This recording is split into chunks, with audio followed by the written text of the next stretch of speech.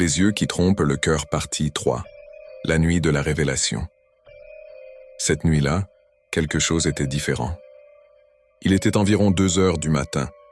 Le silence était lourd. Puis soudain, Rex se mit à aboyer violemment. Pas comme d'habitude. C'était un aboiement de guerre. Django se réveilla brusquement. Son cœur battait vite. Puis il entendit un bruit étrange, comme de l'eau qui glisse sur le sol. Son salon était à quelques mètres de sa chambre. Il se leva doucement. La maison était sombre, mais le bruit continuait. Un son humide, lent, glissant. Rex aboyait vers le salon, mais il n'osait pas s'approcher davantage.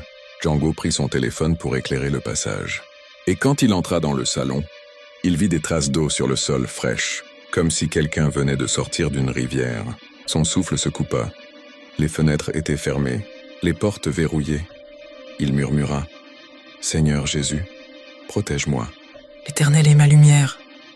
Et mon salut, de qui aurais-je crainte ?» Psaume 27, 1.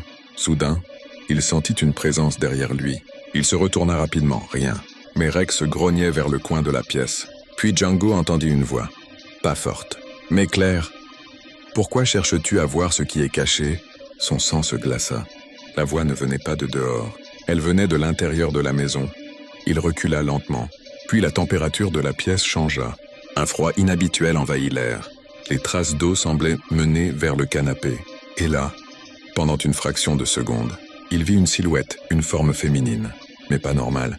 Les cheveux semblaient mouillés. Les yeux brillaient faiblement. Puis tout disparut.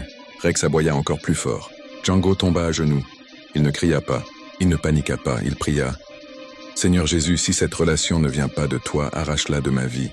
Je choisis ta volonté, pas mes émotions. » Il commença à citer des versets à voix haute. « Soumettez-vous donc à Dieu.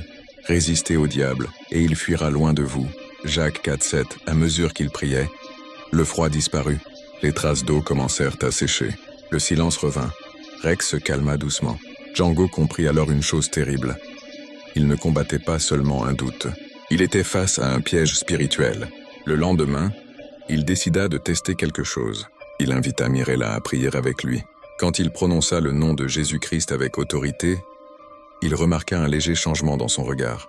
Un instant, juste un instant. Son sourire disparut, puis revint. Mais Django avait vu. Son esprit était maintenant en alerte. La vérité approchait, et la confrontation finale n'était plus loin.